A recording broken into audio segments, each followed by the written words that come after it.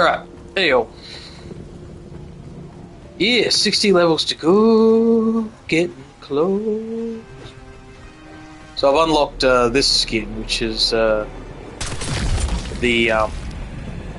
Samantha in PJs. I had a run earlier. I think we all kind of were, veteran players, although it was showing everyone's level 1, because I think it was just, the connection's been fucking repugnant again. I'm gonna use that word over and over again. Oh, it turns out that Microsoft is using AI for fucking... They got the 6-fingered fucking Santa Claus for this event. It's just... I said 2 years ago, more than 2 years ago actually, but let's go with 2 years ago. I found a post of mine on Facebook 2 years ago, and yeah, I said if Activision goes to Microsoft, they're gonna fire probably about, a few thousand, if not 10,000 or so employees. Oh wow, they did that. And they're going to just fucking push their AI stuff. Because at the time I was actually pissy about the fact that you can't shut down the AI thing that is now in Windows 11. And that was a joke. But now, yeah, they're doing the voices in AI. I mean, I'm sort of in this weird spot. If I had another game to play, I suppose... Well, I do, actually. I don't know. I'm still having fun with this, and that's the important part. I'm not giving them any more money. I bought the Vault Edition...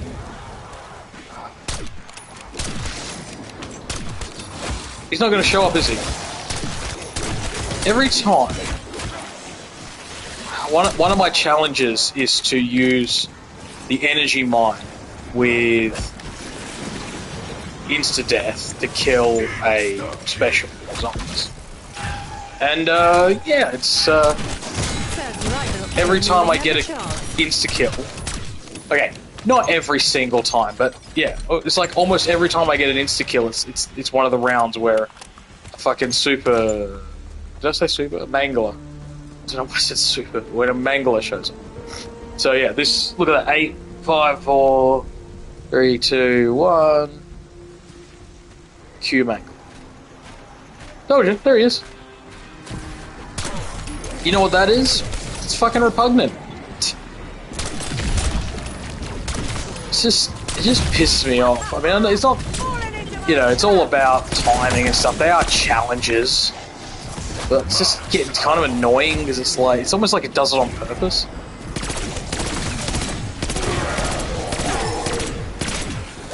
It's like, I'll kill him. Yeah, there we go, he's dead. Now there'll be another fucking insta-kill.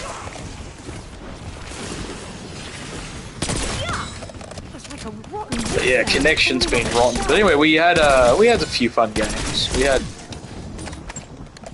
We had one where it was 3 people who were relatively noob, which is fine, but they were not doing very well. They kept fucking it up and shit. In the end, I think they just kind of deferred to me. But I guess there's a lot of kids playing, and I don't want to be harsh. Sometimes it's just like, for fuck's sake.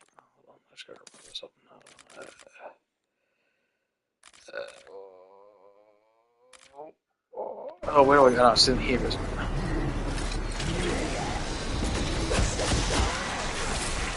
Use. I mean, I'm playing solo, but just...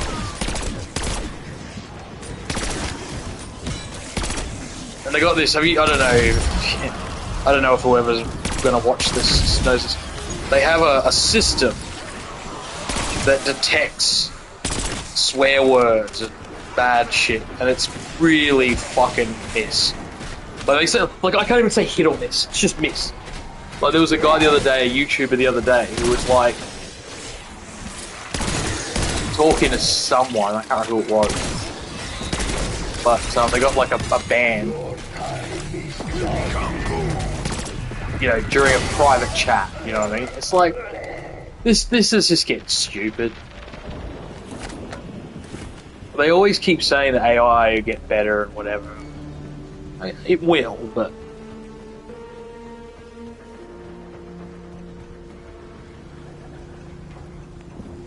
I think the funniest thing about AI and stuff is, I'm going to sort of divert over. I mean, it's a bit different. It's like with, self-driving cars.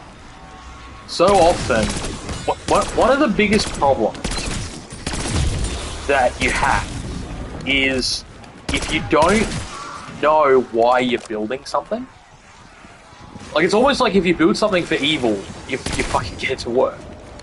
But, and I know that sounds weird, but there was like that I don't know if you know, there's a current case against Google, and Google could lose very easily. But yeah, they murdered a kid, and Google owned the company and blah blah blah.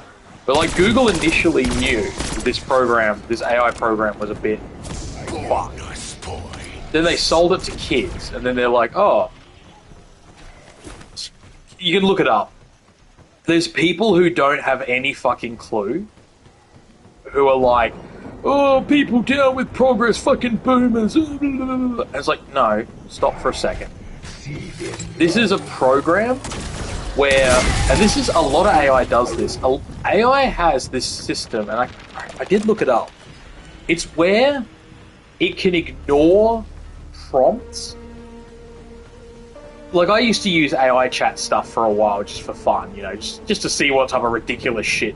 I was always trying to break it, to make it like do shit it shouldn't do. But it was way too easy after a while, and then I started to realize that it was always easy. And one of the biggest problems it has is you can go to exclude. Exclude should have a 100%. Like, this will not show up if you select this option, right? But they don't, because they have what's called programmed disobedience, or something like that. Anyway, it's basically equates to like, oh, it will do what you say unless you tell it, it will do what you say, but it has a little bit of independence. It's not really independence. It's just basically weighted. There's a whole thing about how people don't realize this. Before we even begin, AI is not AI. It's not even close to AI, like as in actual AI, right? And people keep telling me it is, and I go, no, you need to fucking stop. One of the worst things with people is that they go, oh, like Alan Turing, and I go, yes, Alan Turing, who didn't have a computer screen, who didn't have like. Alan Turing was a very smart man, just like Einstein, and many of these people, but they can be wrong, right? Einstein always said, when people pointed out to Einstein that something's wrong, they always did it with an air of like, oh, I'm smarter than Einstein, and he would turn around and go, okay, like, cool, that's good for you, like, he didn't shut them down, as far as I know, but he would just be like, yeah, like, you saw something I didn't. Like, Einstein made a lot of mistakes in his lifetime, right? But there's people who are so busy trying to prove him wrong that they don't actually sit back and realize that that's the point, right? Like, that's what the whole thing with science is you can be wrong. And then you adjust and correct and all the rest of it. As long as you did...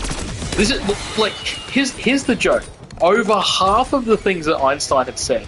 Oh, yeah, sorry, no, he actually said, these things will probably not turn out to be either as accurate as people have said, or will be outright wrong. There's a really good book out there, and I wish I could remember the name of it, and it could just literally be, like, proving Einstein wrong. And it literally starts with, like, Einstein said that almost everything that he has come up with will probably turn out to be in some way wrong. And when I say some way wrong, and this is where people fuck this up again, they go even me further. It's this idea of like, oh, you didn't carry the one, like, so therefore you're the biggest fucking moron out there. Oh, right? That's not what I'm talking about, right? Like, I've never said, like, I don't like Newton. Newton was a terrible fucking man. And he was, by the way. He tried to delete a person from history, look up book versus Newton. Newton never wanted to release any of the things he discovered. He had to be bribed.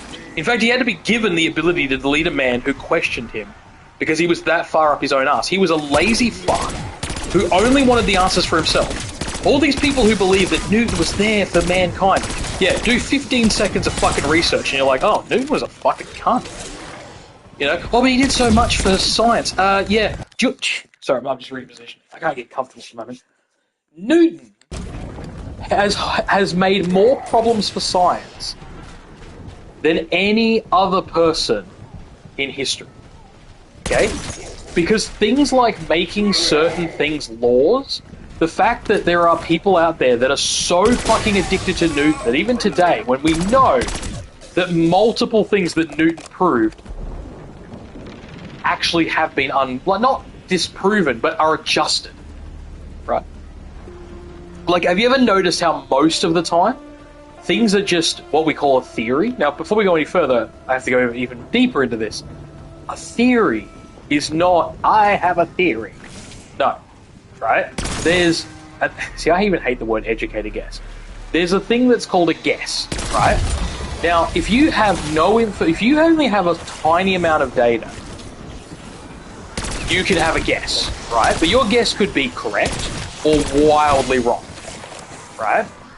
Once you have enough data to form a hypothesis, then you're at what's known as the hypothesis stage. Then you can prove your hypothesis. If you prove your hypothesis, right, or even disprove your hypothesis, but can create a result. So, by the way, you might go out, you might have a hypothesis, right?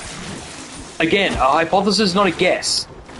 A hypothesis requires data. It requires information, right? It requires something to be able to say, okay, I see this, and then I'm gonna, you know, like if you say, okay, if I put this litmus test into this acid, it's gonna do a certain thing.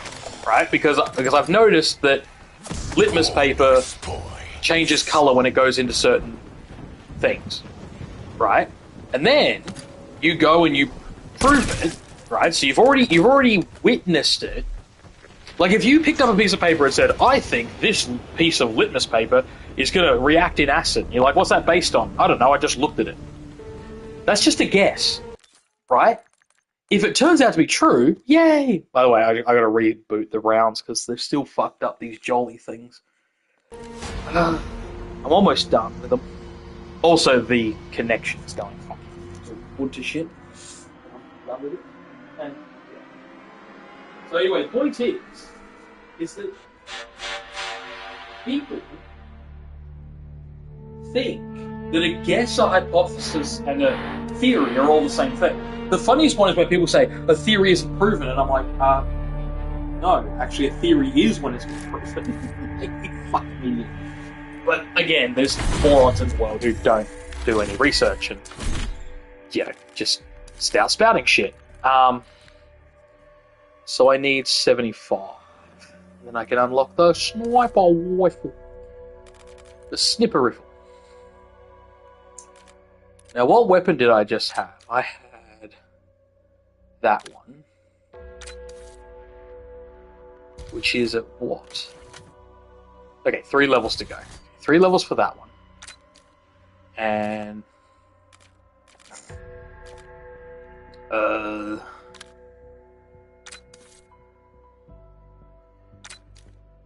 oops. This one is... 10 levels. Okay. God damn. 3 levels and 10 levels. Alright. But yeah, I'm sort of rambling on tonight. This is what I didn't want to make the chat into. The streams into, so... I'm just going to dump now, because I want to... Yeah. I just get so angry when there's, like, people tell me shit, and I go, do the math. Well, I did the math, and I go, well, you obviously didn't. Because all you're doing is saying that, oh, Microsoft have lots of money. Cool. You know how they had lots of money in the 1997? Ansett. Do you know who went bankrupt in 2001? Ansett. Oh, that's different. Fuck off, cunt. People didn't stop flying. In fact, more people were flying. When Ansett shut down, Ansett Airlines, it was just when airline flying and stuff became like super popular. People say, oh, it's because of the cheap airlines or whatever. Do you know what happened with Ansett Airlines? A lot of things. Everyone always loves to have one single answer. What happened is that they had cheap airlines. And the cheap airlines made it hard for them to compete. Okay. That's part of it. Congratulations on cherry-picking one element of a bigger issue, but that's okay. Yeah. Oh, you don't understand. They go, that's the sad part. I do. There was things like the CEO of the company was still taking massive amounts of money from the company. There we go, slow burn, yay! So that was the, I don't know if you saw it quick enough, but that's the one where it's like insta-kill plus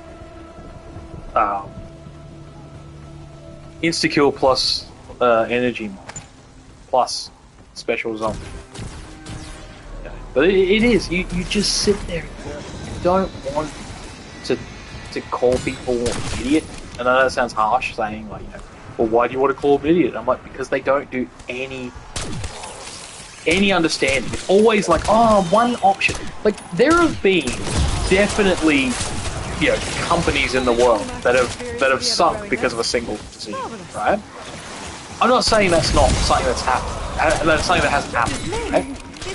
But the thing is that it's so rare for one single decision to be the absolute downfall, to the point where it's laughably rare, right? And there's almost always something.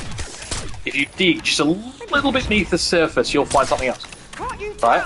Like, I can't even think of a single company that failed because of a single decision, right? People will say to me, oh, there was that company where they had that CEO and the CEO stole all this money and blah, blah, blah. Like, the classic one's like Parmalat, right? Now, Parmalat does actually still exist, but Parmalat had their son, and the son embezzled millions of dollars, right? Billions of dollars.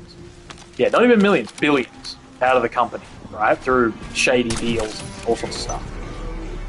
Now, the company,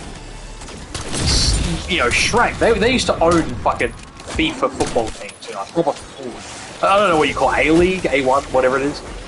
They were huge, right? And I don't know if they still have managed to get that back, but I know they went really bad. Part of the reason we know what happened, by the way, and the reason why it mattered to us is because we were a competitor. They were coming into Australia and just trying to dominate with all sorts of kind of dodgy fucking tactics and shit. And it was fucked. It was absolutely fucked, right? But, they were providing competition and doing things a little bit better than us. But here's the thing. A lot of what they were doing turned out to be messed up because they were a company that they did some really dumb shit, right? Like, really dumb shit. It was embarrassing, to watch. But ultimately, they had a lot of shit that was going on that they were just... And the fact that their son got done for billion, like, I think it was just $1 billion, actually. But he embezzled at least $1 billion. It was, like, at the time, it was big news. And when I say it was big news, like, it was in the newspapers and all sorts. Like, son of, this international company that distributes milk and dairy products and stuff, that owns a fucking team in the FIFA, just fucking, lost $1 billion. And they had to, like, downsize massively. Again, pretty sure they still exist. I know that they didn't become a problem for us anymore. They had to dump all their stuff from... they're still in Australia, I think. Like, my point is that the Parmalat company, the way it was, when it was owned by the original owners, that was pretty much gone. Right? Like, they couldn't... They were fucked. Like, they were just lost so much money, so much stuff, and it was crazy. Like, suddenly they're they're owning this company, owning that company, and then that company now has to become independent again, and just it's really hard to explain because I was only a younger guy back then, so I only know so much of the story. That's why I'm being careful. I'm trying to stick to the facts, and then I don't even know all the facts. But yeah, so the point is though, is that yeah, they had the embezzlement, but there was so many other things going on because there was like who put him in charge, who gave him this, who did that. There was a lot of like, there were people who basically used the son getting in. So I think he went to prison. The son's embezzlement, like, to hide behind. You know what I mean? Like oh, that happened. Are you sure that wasn't the son? No, it wasn't me. He was in charge of that. And then like, yeah, they do a bit more research. Oh, wait a second. So you were fucking around with whatever? Because I think Parmalat was a family business. Like in all of the upper management stuff. And I know there were other people that probably should have gone to prison, or at least, you know, been kicked out of the company, and they weren't. But I'm only going by what I was told. So there were things I knew because they were like newsworthy. Like again, if you look up Parmalat and Son $1 billion embezzlement, you'll find articles. Like it's not something where you're going to be like, oh, well, you should find articles on it. But when you go looking for the news, the amount of times I've tried to look for news articles, you can't find them anymore because they're all locked up in archives and shit. But again, if you want to prove me absolutely wrong, I always love when people say, oh, I did a Google search. It's like someone the other day was talking about Garibaldi here in South Australia. Garibaldi company that had the salmonella outbreaks, and then later on it was changed to E. coli because it was E. coli, not salmonella. And these people are like, well, you were wrong. And I'm like, well, no, because when I was a kid, everyone knew it as the salmonella outbreaks. And I can prove it because using this thing called my brain and going to a location where you can go through the newspaper articles, like the State Library of South Australia, you can get and it's not actually microfilm. I thought it was called microfilm. It's called, I feel like she said it was macrofilm or mage? No, photomage? Phage? Microphage? Oh god, I can't remember. Now I'm totally confused. I'll have to look it up. But yeah, it's basically a brother of microfilm. And if you okay, hold on, I gotta say this. If you don't know what microfilm is, it's trippy. Okay, so if you're looking at the screen right now, I want you to look at. Okay, see where it says, like in the middle of the screen, it says "Get into the holiday spirit," right? Look at the E in "get," the first word. With microfilm, you can fit about 5,000 newspapers, I think they said, into that E. Now you might be confused. I'm saying that on the film, that E would be as big as 5,000 newspapers, and you then scroll in. So if you've ever seen, like, you know, the Ghostbusters, not Ghostbusters, sorry, Batman 1989, when he's going through that, he's got that machine and he's using it to look through the newspaper articles. Not in the first one, sorry, in the second one. When he's looking up about the Penguin, and he's looking up about, like, you know, the mysterious bird boy and the missing children and all that sort of stuff. That's microfilm. That's a microfilm machine. I've used one of those, right? Almost that exact model. Well, maybe not that exact model. Sorry, that exact type of system. It's fucking trippy, man. You look at it, and it's these tiny little images, right? And you bring it up on the screen, and then you scroll in, and it just becomes like hundreds of newspapers, and you can just look at them, and I'm like, holy shit! And I'm talking to the woman about it, and she said, yeah, it fits into about the size one section of magazines, which I think she said was 500. It might have been 100, just only 100. But either way, still 100 fucking full page. When you bring it up, it's like you could just read it like directly.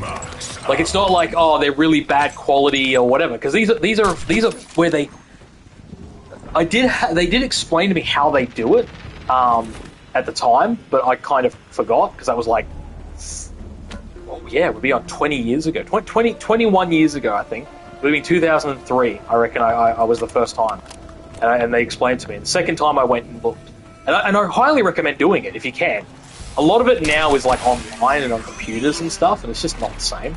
But yeah, if you can use microfilm, it's fucking like just blows your fucking mind, right? Because you can, when you bring it up, it's in like real size, like full size, like so what you see, like with the naked eye, and then you like scroll it in and you start like winding these big fucking dials, and then it's like suddenly newspapers, and then like, but they're like, it feels like you're looking down into a valley of newspapers, right? And then suddenly it like, that doesn't even explain it. It's like, you know when you, I'm trying to think of like intros to movies. Intros to movies have actually done this, like where they sort of scroll in and you're like, you know, to images. That's what microfilm is, right? And then once it all pops up and then you get it to like, you know, the original size, you can just go around and then you can zoom in if there's like a little article or whatever. And yeah, you just look over these old newspapers that, you know, used to be, you know, you could just buy them and read them. They've just taken them and just made them micro. That's what's called microfilm. The film itself isn't specifically micro. It's what's on it is micro. And the way it works is there's a whole process to it, because you can add to it and subtract from it, basically. You can edit it. And that's what makes it different from a lot of, like, other, like, you know, quote-unquote film types, like, you know. But yeah, so microfilm is very specific, because it's like the way that the machine feeds it, like, takes it in and how it stores it and all that. It's really trippy. It's very, it's called microfilm, and it's a type of film specifically designed for, like, basically just micronizing images. And then you just bring them back up. So if you've seen the movie, like, Paycheck, in Paycheck they go to and get a microscope to look at the microfilm, and then they see all the use on the stamp. And so on that stamp, the stamp is basically using the microfilm process to hide the covers of newspapers from the future when, you know, they start a war based on the idea of, like, seeing the future that there's going to be a war. So they basically start the war they're trying to avoid. It's messed up. Trippy. It's very... A bit of a spoiler for Paycheck. If you haven't seen the movie Paycheck, I highly recommend it. It's not the greatest movie. It's a bit of a nothing throwaway movie, but it's just a lot of fun. Like, as I said, I've kind of spoiled it a little bit. So, long story short, the movie is about a guy who his job is to take technology that already exists, or technology that's been, like, shown off at, like, a tech show or a trade show, and basically figure out how it works, and then modify it in a way. So, hold on. I ate chicken earlier, and there's bits of chicken in my teeth. Just coming out. There's a... basically, his job is to go in and reverse engineer technology. By the way, reverse engineers exist. Okay? I don't know if they're actually called reverse engineers. They're probably just called engineers. And reverse engineering has always existed. You've probably heard of it in military terms, you know. Oh, we took an Enigma machine and we reverse engineered it. Or we took they took a missile and they reverse engineered it. Reverse engineering basically means, for those who don't know, some people don't know, like, nothing against them, you just don't think about it. But, okay, so let's say I spent years building a missile. Okay, I'm going to pause for a second. Let's say I build a missile, right? I'm going a bit in, you know, Iron Man here. It's on my mind. And this missile splits apart and fires off little missiles. And then those little missiles, like, hit selected targets, and then the big missile hits and blows up, right? Now, we've had what are they called? Oh my god, the name was there. Not ICBMs. ICBMs are intercontinental ballistic missiles. I mean, they're what they're using in the Ukraine war. I can't remember what the actual name of it is called, for fuck's sake. Multi-warhead. MRW heads? Multi-warhead rocket. No. Hold on. MRWM? I feel like it actually makes a word. Anyway, we've had them for a long time. Okay, but what a lot of people don't know is that a lot of countries have made them and they're shit. Right? So, like, for instance, I don't know who made them properly and then who made them badly. Like, I think it was the West made them well and then the Russians fucked it up. But the problem you have is those miniature missiles have to have some way to get away from the main missile without interfering with the main missile's trajectory. Okay, so I'm just thinking for a second. So you have to imagine it. Like, if you imagine you're driving, like, people think it's like, oh, I'm driving along in my car and someone just, jumps out of the car. Like, let's say you have a car with no doors, right? And so you just have someone jump out of the car. Okay, that is not how it works. Okay, because those rockets, those miniature missiles that are coming off of it, each of them have to begin flying to their destination as well. So some of them have, like, it's almost like basically just like a spring. It's actually a spring very similar to how bullets are pushed in the clip of a gun, basically, where it just sort of chucks them out. But the problem is that they have a high rate of jamming and a whole bunch of other problems. And now you've got missiles with little mini missiles that are not doing what the mini missiles are supposed to be doing. The other thing is that what you don't think about is that the rocket, while it's sailing along, while it's flying along, I don't know why it's sailing, but while it's flying along, when it fires off or ejects those miniature missiles, it needs to know, A, that they've been ejected, and B, that they're clear of that rocket. Like, sorry, how much they weighed before they were ejected, right? And then after, how much they weighed. And it has to do that calculation either before it fires them, like before it ejects them, or during ejection. Both of them have problems, okay? Because rockets, if you put 500 million components into a rocket, that's 500 million components that can fail. Also, what does a rocket do when it reaches its destination? It blows the fuck up. So you want them to be advanced, but you don't want them to become expensive, right? Like the drones that are being used by Ukraine as suicide drones, and Russia as well, they are exceptionally simple drones, okay? They have very simple programming. So it's part of the reason that they're kind of easy to, do things too, like, hijack the communication and change it to think that it's running out of battery or things like that, right? But what they do, you don't know about this, basically as the Ukrainian drone gets close to its target, it'll get... Did I just shoot that person? One at a time! Or better yet, just fuck off! I just kind of gave up because that was just fucking bullshit. Everything about that was pissing me off. I stopped for a second there and let myself die because I'm like, I'm done. Everything about that was just fucking repugnant. It wouldn't stop. It wouldn't stop fucking chasing and hitting me. Part of the problem is I've got to go to the toilet, and I really should just pause, just shut this down for a little bit and go to the toilet. Not just it's not a small toilet break. It's a long one. But yeah, it's just like, okay, I'm going to finish this point and then, come back. The thing is that if the missile is calculating its weight during the ejection, which sounds like, oh, that's a really simple system. While it's doing that, it's taking up quote-unquote CPU power, right? Which is fine, but when does it... I know these things are doing things at like millions of a second, right? And that's what people are going to tell me. They're going to say, oh, it's really, really, really fast. It is.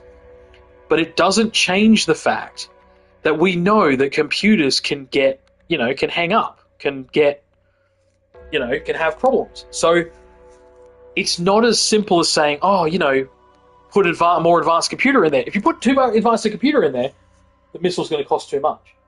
It's all about cost analysis. So yeah, the point I'm trying to make is that when they reverse engineered the missiles, the reason why they stole one of these warheads and reverse engineered it was because the way they were doing it, which I can't remember which way they were doing it, was causing the missile to like hang, where it would just keep flying while it was calculating things, even though it should have already calculated them, but it just kept going.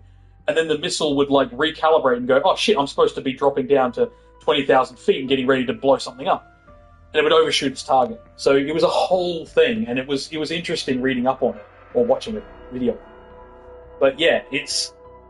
especially talking about blank check, and now I'm talking about missiles. But yeah, this is the kind of stuff that exists. Okay, I got way off topic, I'll be back.